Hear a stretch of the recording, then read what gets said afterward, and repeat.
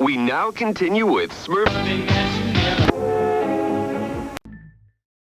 Okay, so be a city kid who lives in Australia with minimal knowledge of what animals are out there that can kill you makes for an interesting start to the story. It's about March time, which is autumn in the southern hemisphere, for those who do not know. I have a four-wheel driving friend with aforementioned Toyota. Also have a friend who is a girl, whose new BF happens to be a Nissan four-wheel driver, and has his Nissan 4x4ing friend. One day, friend who is girl calls up about a camping trip / 4x4 trip. It's a good time to note that everyone but me is a non-operationally inclined person. Think, oh cool, get to be out there with my GPS and go in the woods. So, I am riding shotgun to my 4x4 friend, to friend who is girl's boyfriend's house in the sticks, where the large group of us were to meet up. Girl asked us to bring her doesn't talk very much brother along, so he was in the back seat for the most of this, completely forgotten about. Nothing eventful happens. There's a nice view at his place. Friend of her boyfriend spots my operator boots, and from then on, refers to me as G.I. Joe. Moderately annoying guy, is what I took note of, but apparently, as I was to find out, everyone down here in the country has weird nicknames. So, we all depart the dude's house and proceed to stockpile beer and food. That night's dinner was to be pre-purchased Subway. So, 3 4x4s, me, my closer friend, and girl's brother in our car. Girl and her BF and one of our other guy friends in the BF car, and then nickname guy in his car. On the road for like 4 hours before getting anywhere, what an Australian would call remote. Oh, by the way, we have no guns, apart from a hunting bow and a bowie knife. So we hit the dirt roads, and our car being the oldest and most shitty, without its anti-roll bar steering arm thingy, begins to get left behind. So my friend with his massive ego almost kills us on numerous bends, trying to save his pride and keep up. So at this stage we seemed to be heading to a campsite. I had no proper idea, because our car was at the back of the line, and nobody was telling us anything. Being the city kids and all, we were probably seen as incompetent in all respects. So after running into a few flooded rivers and such, we found the campsite they were aiming for, which seemed to be taken by some pretty aggressive yabos, which are basically just rednecks or hooligans or whatever. Now, there are yabos and there are yabos. This particular bunch had children, so they must have had a reasonable maturity about them, so we left them be and headed south around the river where there was a bridge and back into deeper bush territory. After coming across more infested campsites and everyone's morale dropping low, the role of navigator was thrust upon me. Though with our car still at the back of the line, it was hard to tell what the fuck was going on anyway. So night falls, and everyone is tired as hell from 10 hours of backtrack driving in the rain, and suddenly, we all get bogged 30 meters apart on the same stretch of road simultaneously. How the hell does this happen, you ask? Well, the most capable car went first, and the least capable went last. So as we went along this muddy track, the guy in front made it the furthest before getting stuck, and by the time we at the back realized what was happening, it was too late for us too. So after many failed attempts at winching, digging, and pushing out, we managed to get our car out and turned around, only to realize that winching had messed up the alternator and the battery. So now, with only enough juice to sort of run the engine, we decided our best bet was to drive back up the hill and find some mobile reception. Otherwise, being 100 kilometers away from any form of contact could have been the end of us. My friend and I, being city kids, had normal cell phones, so we took nickname guy with us, as his phone was a Telstra 850 and works better in the country. So, unsurprisingly, we make it about 200 meters up the track before we get stuck and lose the engine. Now, being 2 AM, we give up, radio the other cars that we give up and are going to sleep. Now, as the OP stated, Toyota seats are terrible, so I elected for the back seat and slept crossways. Also, the car was leaning over sideways into a hole at about a 45-degree angle and was unnerving as shit, but there was not much choice because I did not bring a tent. We intended to sleep in the car, and there was no flat terrain near us anyway to pitch one on. Now, I slept for maybe an hour before I woke up to the sound of movement outside the car. Operator mode activated. Torch on. I sweep the whole area, which was dense bush. I see nothing. Okay, probably just a small critter, a rabbit, a wallaby, a wild fox, or something like that. Then a large bush rustled over on the other side of the car, which I sort of saw out of the corner of my eye. I jumped like a bitch. Okay, it's probably a kangaroo or a wombat or a wild pig. We are 100 kilometers away from any society, after all, and we never saw any of our cars after those campsites, so I wasn't really expecting a human threat. Now, I remember there were 2 other people in here who were still fast asleep, so I reach over to turn on the headlights to get a better look. Then there was the metallic scraping sound on the back door. Okay, what? I turn around faster than the flash and end up losing my balance and falling on my face into the gear stick, which, I might add, was a custom metal sharp one. There is suddenly blood all down my face. Okay, so now the 2 guys are awake and freaking the fuck out because I'm leaning over them, from the back seat to the front, covered in blood in the middle of the night, stuck in the middle of nowhere, with no way to get out, and no way to contact anyone. Fucking great. At least Nickname Guy was quick to think, and said that there was a first aid kit in his truck way back down the hill. My friend proclaims that I am going to die, and elects to hike by himself to the top of the hill, with our phones, to try and call in a helicopter to winch me out. Meanwhile, I'm sitting in the car, bewildered, and tired as all hell, with a shirt wrapped around my head, bleeding like a moron. Friend goes off with a torch, and our phones, and Nickname Guy takes a radio. We have 2 in the car. One is mounted, and the other one is a handheld, and walks back down the actual slippery and dangerous as hell track to the others in the cars. Thinking back on it, probably not the best idea to leave the injured person on their own. After 40 minutes go by, I'm starting to think, what the hell are they both doing? It shouldn't take very long to get down there to the cars, so I turn on the CB in the car and try to contact Nickname Guy or the other cars. Nothing, no response. Then I remembered, no power. Now I am trying to calm my adrenaline rush down, as I am sure it was not helping the bleeding, so I start to fall asleep again, thinking this must be it, etc, etc. I wake up what must have been around like 4 hours later, still dark. Remember what happened. Bleeding seems to have stopped on its own. No sign of the others. I feel around my head. I conclude that it's not too bad and I can probably walk, etc. So remembering that there was a potential boar or a kangaroo or whatever. Yes, in the commotion, I forgot to tell my friends why I managed to cut my head open. I took my bow and arrows and bowie out of the back, grabbed my torch, and started walking down the trail to the cars to see what the hell was going on.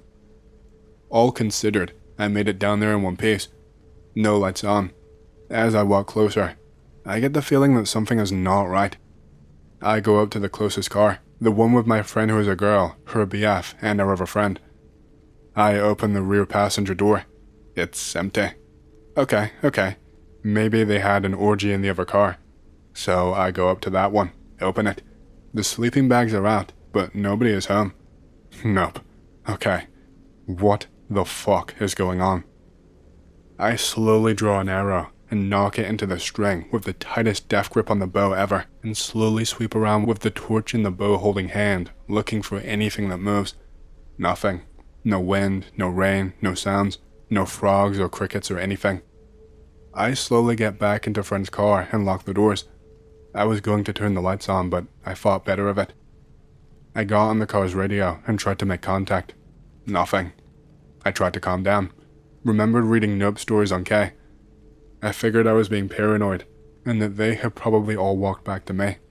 Found me asleep or thought to be dead, and kept going to find my friend who went up the hill, with my phone. But that didn't explain the, why didn't you respond on the radio? So here I am, feeling like I'm either in a nightmare, or I've been left for dead. I fish around until I find the first aid kit, and bandage up my head to the best of my ability. I eat and drink all of the food I could get my hands on, and sat there for 2 hours, considering my options. As sunrise approached, I decided I may as well check for footprints, and head back up to the other car. After getting out, I found out that there must have been a lot of groundwater flow, because everything was mud, and there were no footprints or boot holes anywhere around the car. Was it aliens, or had they just been washed away? So I'm halfway back up the track, when suddenly, bushes. Am I saved, or is it animals? I draw my bow faster than ever before, and yell, "Who's there?" No response. "Oi, mate." Still nothing. Probably aliens or a killer Australian animal. The next minute, a medium-sized boar is charging towards me like a motherfucker. I let my arrow fly. I miss. Oh shit, this is it for me. There is no time to load another arrow. I smack the bow down towards the boar. It evades and runs past me into the undergrowth. Fuck, what? I leg it to the nearest tree with low branches and scramble a few meters off the ground. Suddenly, green ants and spiders are all over the tree. Screw this. I am onto the ground, with a new arrow loaded, with a second arrow between my teeth, knife also in my bow hand. I sprint up the hill to the car. I get on the roof of the car. I prepare to shoot the death boar. Nothing, but I am looking Rambo as hell. So, 5 friends missing, presumed eaten by a boar, no contact or anything. I waited until midday when, being the optimist, I operated back to the other cars in case they had returned there. No boar, no people. I checked the food and water situation. Enough food to last me a week, seeing we brought enough for 6 people, and there was only 1 now. However, I did not want to eat anything, and then find the others and have everyone else starve. That aside, there was like only 5 liters of water. Not good. I used the daylight to reassess the stuck car situation, focused on the most capable car. I realized I could probably get it out with woodchucks and the winch. 3 hours later of chopping and cursing, the car was out. Thankfully, nickname guy was trusting and left the keys inside. I drove for about 3 hours around the nearby tracks, looking for footprints or anything that might tell me where my friends were. I drove back to the bog site twice, until I realized there may not be enough fuel to get back to civilization and get help. I almost run someone over. It was the girl's brother, the quiet one. Now, I was like, hang on, where was he since we got stuck? He wasn't in the car when we slept, but I don't remember him leaving. I backed up the car and he was just staring at me, like he didn't know me. I asked him where the others were. He said he didn't know, but in this strange monotone. Now I was starting to nope. Nope that he didn't kill everyone. Either way, he got in the car, and we continued to look for the others. As I said, he did not talk much. It took 3 more hours to find them. Apparently, the brother had wandered off, and they went to find him after they figured I had died. So it was quite a surprise for them to find me alive, let alone driving a car that was previously stuck. And now I'm bored of typing, so to sum up, we all piled into one car, drove to the nearest town, dropped me off at the hospital where I got stitches. They drove back with the SES and got the other cars out. Apparently, one of the SES guys was attacked by a boar in the process, but they managed to run it over with their SES car. Go figure. And that is why we don't go 4-wheel driving anymore.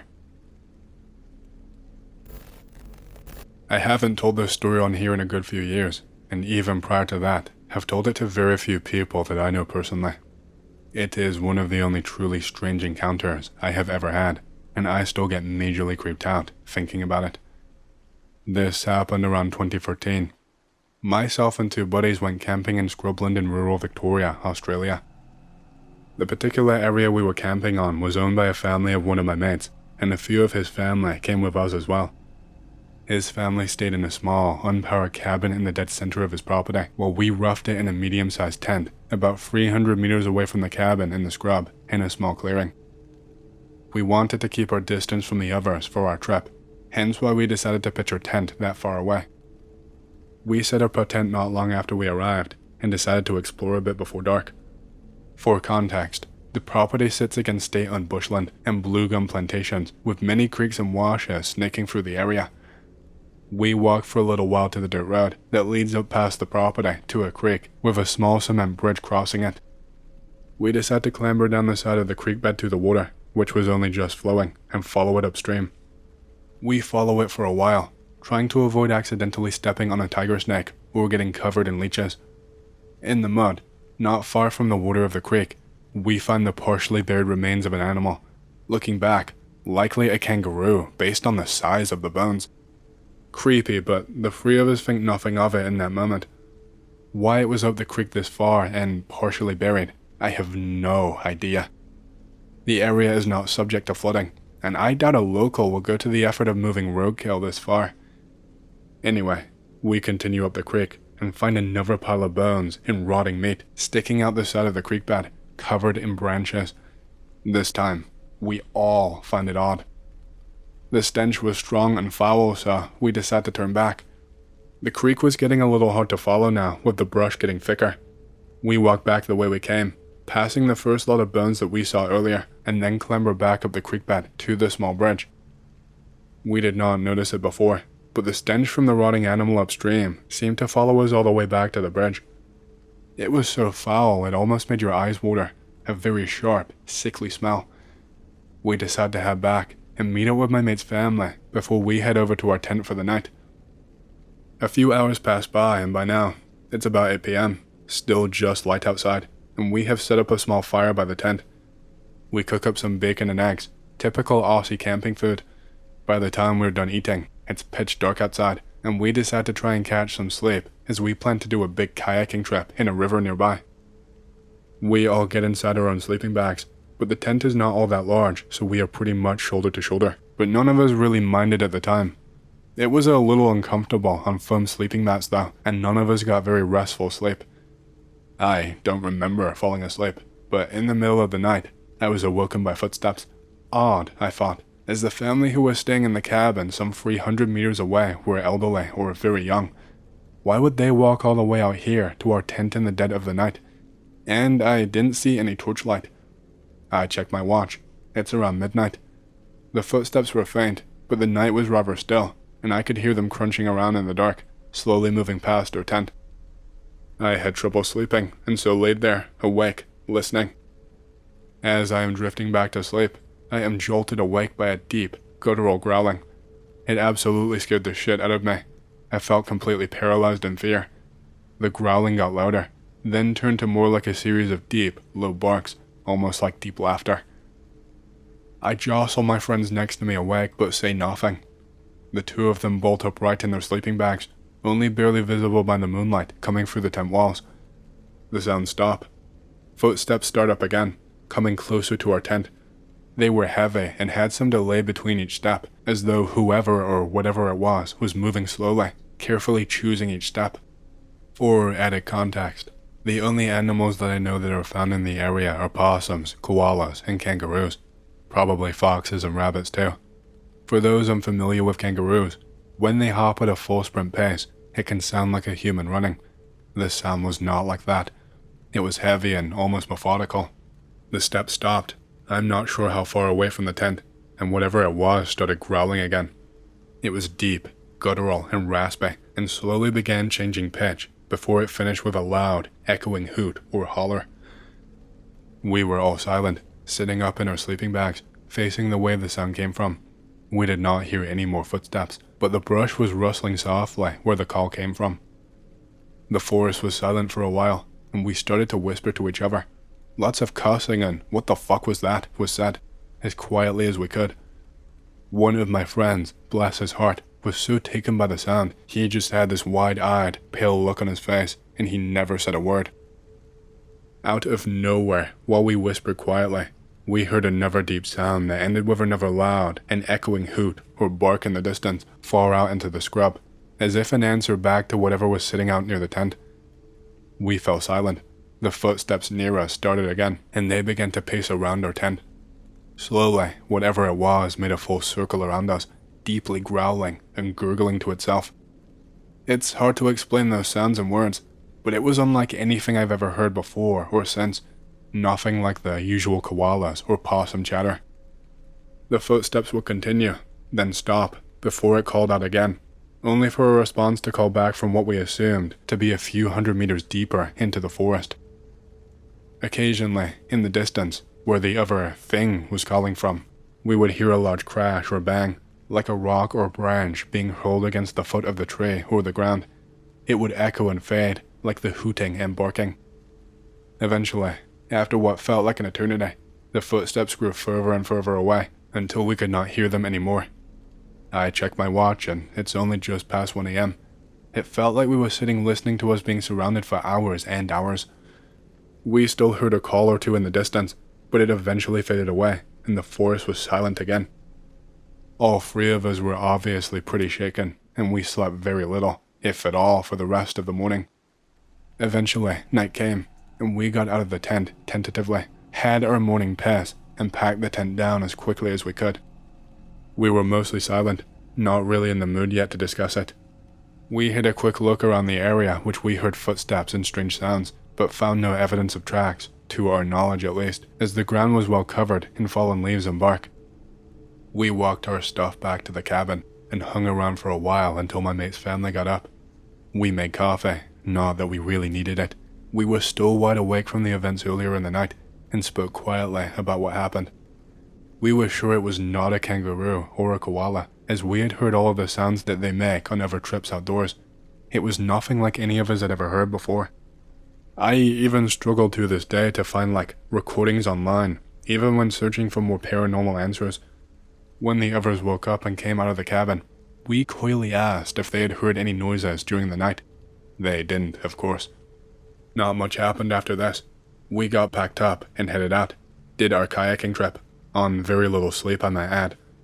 I'll admit, the three of us did keep looking over our shoulder into the bush aside the river as we went upriver, pretty paranoid from the night before. My two friends have since showed little interest in discussing the events of that night since then, and often shut down the conversation about what may have made the sounds. To this day, I still do not have an answer. I don't like to jump to the cryptid answer, but I will admit, it has crossed my mind many times. Bigfoot, Yahweh, whatever, I'm not sure. It's a big jump to put a name to something that we never saw. Has anyone else had a similar experience in Australia? Hey, hope you've enjoyed the story so far. If you want to hear more, make sure to subscribe, like the video, and leave a comment because it lets YouTube know you like the content and helps more people to see these videos.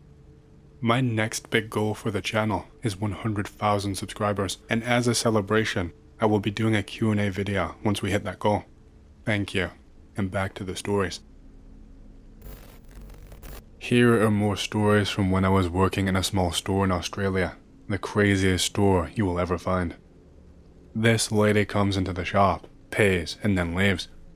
Afterwards, I notice an empty wallet on the counter. I check the cameras. Another customer dropped his wallet. She stole all of the cash and cards, and then put the wallet on the counter. I felt bad because in her mind, she kinda tried to do the right thing, but she's still a piece of shit. I posted up her picture, as per usual. Later that afternoon, there is a big flash mob of Aboriginal people rolling from around the corner where all of the trouble is. I am talking legit, 40 plus people, all screaming and throwing rocks and sticks at this one lady who is sprinting away from them all. I recognize the lady as the one who left the wallet on the counter. I am curious, so I observe what is happening. They chase her to a bus stop. They all corner her and converge. All I hear is screaming. I see some big old woman grab a piece of concrete from the construction site behind the bus stop. I see her smash it down. The screaming stops. The commotion continues for a few more minutes, and eventually the mob leaves. See the woman lying there, kind of moving but not much. I consider helping her, but I'm not gonna risk getting flash mobbed by those same people, especially since I know they would not hesitate to fuck me up in the same way. Plus, she stole from our customers. Plus, I had a store full of customers to look after myself. Inevitably, the ambulance arrives around 10 minutes later. The cops arrive around 15 minutes later. I talked to one of the ladies in the flash mob later that day. She told me that the lady had stole her family member's property and her drugs. Here is one that will give you an insight as to how frustrating it is to work and live in such an area. Not far at all from where I worked, there lived a guy called Ben Batteram. Google it, it's all in the news. Ben was celebrating his birthday party. Here is what happened. It's 3 a.m. He goes inside to get more drinks. He sees something through the window of his house. He takes a closer look inside. He sees a giant guy in his wife and infant daughter's bedroom, opening and rifling through his jewelry cabinets. He runs inside, and the thief runs outside away from him. Ben and his mates all chase the thief as they call the police while they do so.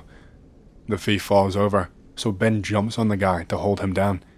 The thief starts pummeling Ben. This guy is huge. Ben puts him in a headlock.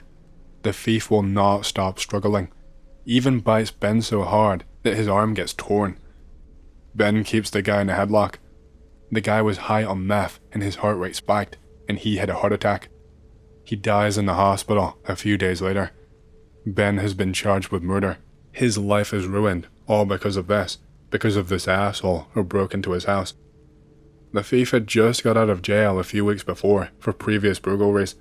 Before that, he was in jail for years because of what he did to a 16-year-old girl at knife point. He had countless other charges before then. His mother went on a news sympathy rant about how good her boy was, how her other son had to go inspect the body, and said, "Mom, you don't even want to know what they did to him. He looks so bashed up." Then footage emerges of her by her son's bedside. Mom says her family is gonna kill Ben's family. No charges were ever made against her for those threats too. Pick related, it's the piece of shit thief. The dominant media narrative over here is how Ben did the wrong thing. Okay, so I can't remember when the story was posted, but here's an update on that case. Ben Batteram spent 2 months in jail before he was found not guilty of murder because they accepted his claim that he was attempting a citizen's arrest, and he was able to recover around 1 million Australian dollars in legal costs. And it was reported as wrongful persecution, so at least some justice in quotation marks, if you want to call that justice. Here is another crazy one. New guy's first day. Pretty cruisy, but explain to him that he needs to be careful. I give him some examples, like my above stories, but he does not believe me. He straight up calls me a liar and refuses to believe that the area is bad. Literally mid-sentence, we hear a series of massive crashes, followed by glass shattering. What the fuck? We look out the front of the shop. Across the road is a deli next to a cafe. It's getting its windows kicked in by some guy who is swearing and screaming. I yell out to him, "Yo, man, what the fuck?" He yells back, "They're supposed to fucking close at 7. It's fucking 6:50. He continues kicking in the windows. They eventually smash. He runs inside. The alarms are now blaring. He is followed inside by a few others who are loitering around. Moments later they rush out, carrying swaths of goods. The new guy is just stunned, speechless. Out of pure chance, I see an undercover cop car cruising down the road towards us. I hail them down. They instantly spin around. I give them a quick description on what he did. Copper replies, "Thanks, mate." He screeches towards the corner. He was literally less than I estimate, 15 seconds behind the offender. Never got caught. The deli remained smashed open, alarms blaring, for the rest of the night. I witnessed at least 4 paddy wagons drive past and completely ignored the smashed up scene, with alarms and sirens blaring. At 10 PM when I closed up and left, it was still in that state. The new guy only lasted 2 weeks. In lieu of guns, here is what us Australians have to defend ourselves. Luck, chains, fists, a delicate balance of courage and stupidity, occasionally, a pole or something to that effect. If you're lucky and have a reasonable cause, a knife. World turns differently around here, but on the plus side, it means that most of the criminals aren't carrying guns either. Here is probably my last one. Being me, I am working alone. Some guy rolls up in his car from the wrong direction. He nearly crashes into another car. Happens often. Whatever, I'll go serve him. I realize that he's naked. In barely comprehensible English, he manages to slur a 6-pack of VB please. I respond, "Mate, there is absolutely no way you're getting served." He argues, realize that he is truly absolutely 9 out of 10 fucked. I realize that my mother is driving on the same roads he is. Fuck this. I say, "Alright bro, no problem. That'll be $16.99. Thanks. Cash or card." As he reaches for his wallet on the seat next to him, I realize he is completely butt naked. I reach into his car and pull out the keys. The drunk fuck does not even notice. I take his cash and say, 2 seconds bro. I call the police.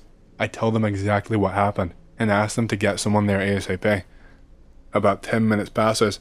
The dude starts swearing and yelling. For some reason he's not getting out of his car.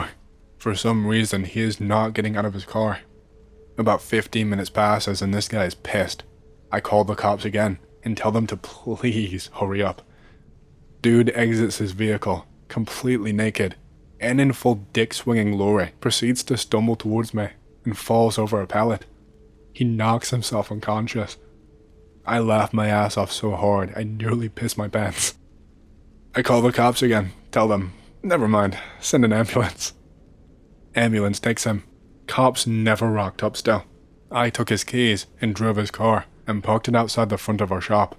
When I was in the car, I noticed that there were needles in the compartment between the driver and passenger seats. He never came to get the car, probably stolen. It got towed like a full month later by the council.